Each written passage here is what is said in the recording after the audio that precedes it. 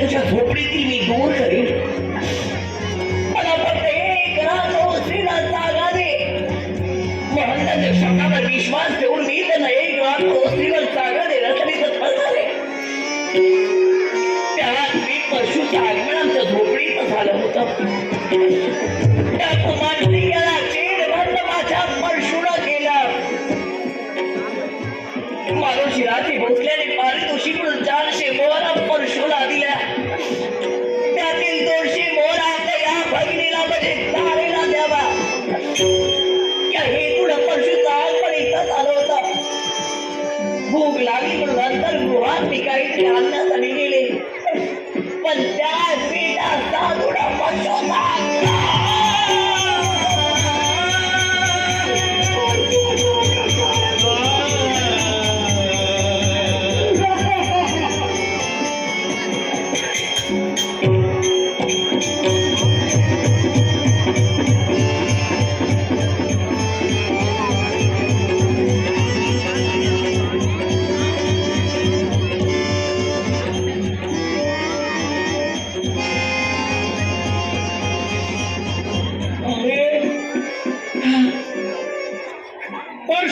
शेवट तुझ्या म्हणण्याप्रमाणे साधून केला.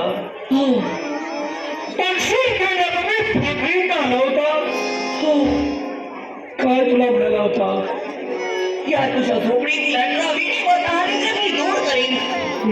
लक्ष्मीचा वास त्या झोपडीत जाऊ दे म्हणून एक रात्र केवळ मला झोपडीच्या ओसरीला जागा दे. अजून झोपडीचा दरवाजा तो उघडा ठेव. त्याच्या सांगण्यानुसार मी त्यांना जागा देण्यासाठी तत्पर झाले.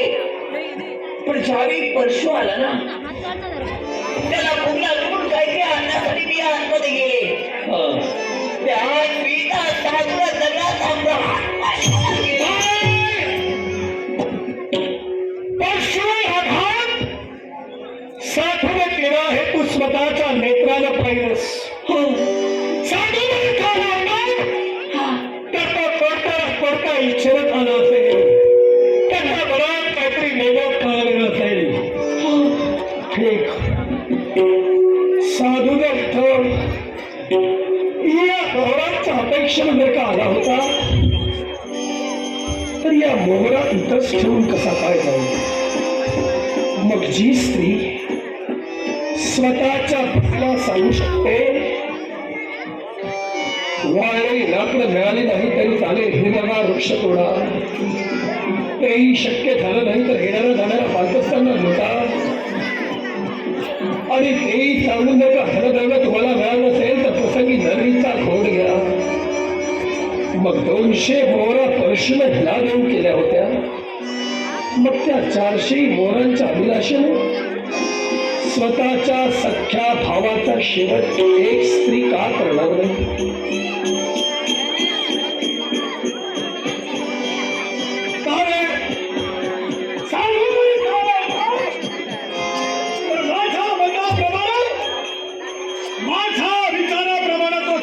मोहरा नेण्याच्या अपेक्षेने आला असेल, मग त्याला जर परशुचा शेवट केला तर या मोहरा इथं कशा?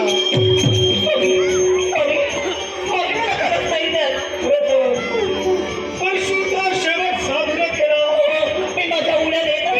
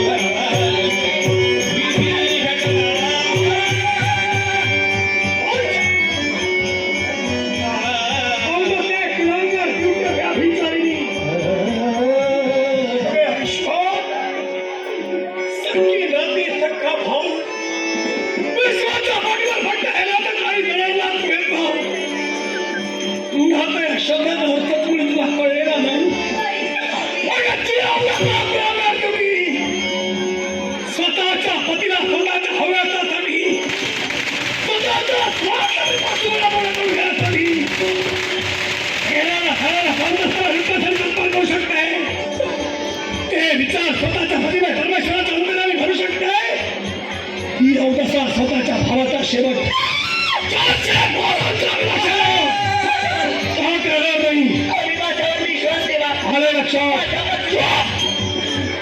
एक शब्द बोलण्याचा तुला अधिकार नाही. औंधाचं कुणावर तुझ्या गाठी चालली. मोहजाळा पुन्हा एकदा प्लीज. अगदी अभ्यास मार्गाचा शेवटच येतो. याच मूर्ती म्हणता तू जगायला लायक नाहीस. आणि तू जर का नाहीस, जगात अशा कित्येक बहिणी आहेत स्वतःचा स्वार्थ साधण्यासाठी, स्वतःचा भविष्य उज्ज्वल करण्यासाठी रक्ताचा नात्याचा विचार केला करणार नाही.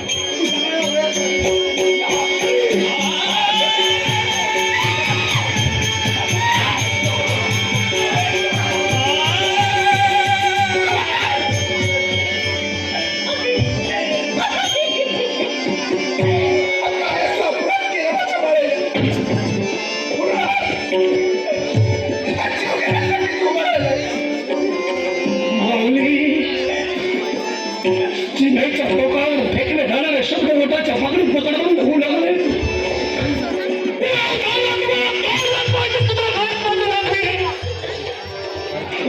रक्तावर वेगावर होऊ लागलं.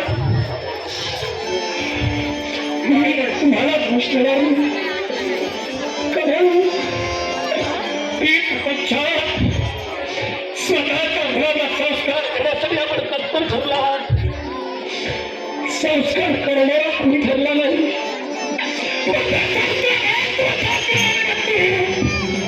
ही नीट निघाली. मराठा निघाली.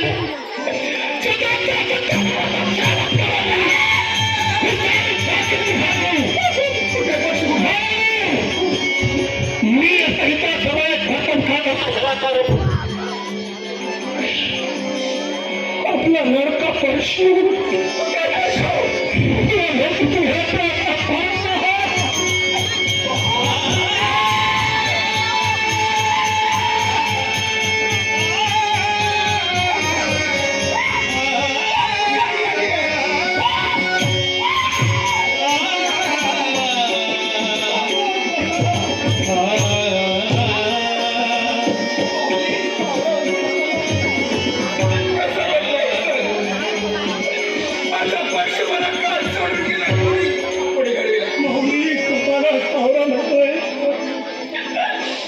एका आईचं काळीच नाव पडतं या गोष्टीची पूर्णतः कल्पना मला पंचमी रक्त रक्तावर बैमान होतो.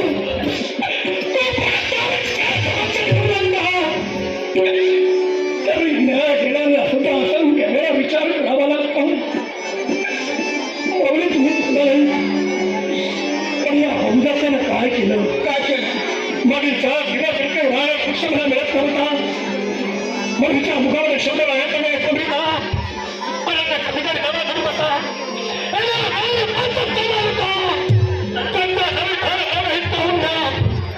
जर का तू मागून दिले नसेल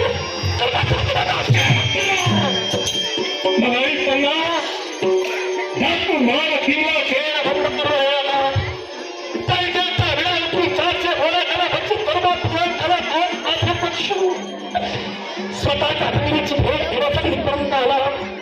आमच्याच्या घरापैकी पहिली वंश घोडा स्वतःच्या बहिणीला देऊ केला. पण स्वार्थाने बरबादपणे ही औंधाच्या कुलांना ड्युटी व्याभिचारी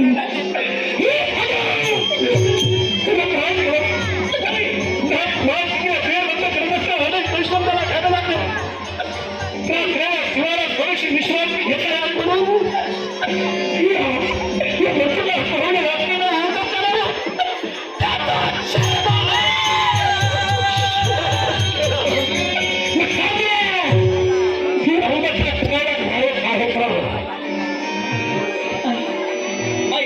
आई माझ्यावर विश्वास आहे.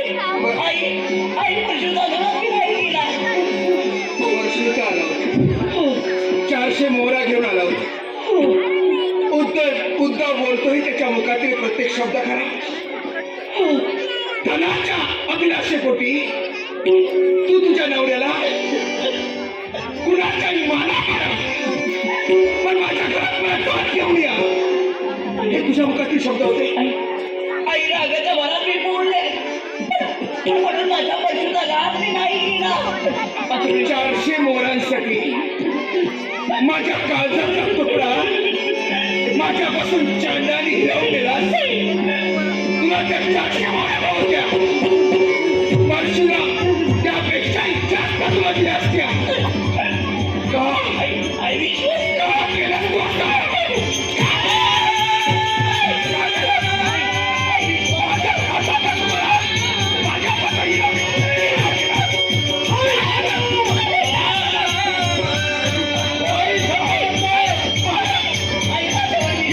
आई माझ्यावर विश्वास ठेव. स्वतःच्या आईने स्वतःच्या मुलीचा मुलीचा घोड घेतलेला त्यापेक्षा हिचं माझं नातं आहे मानलेलं नातं आहे मानलेलं नातं विश्वास नाही का म्हणते नात्याची किंमत ठेवायची नाही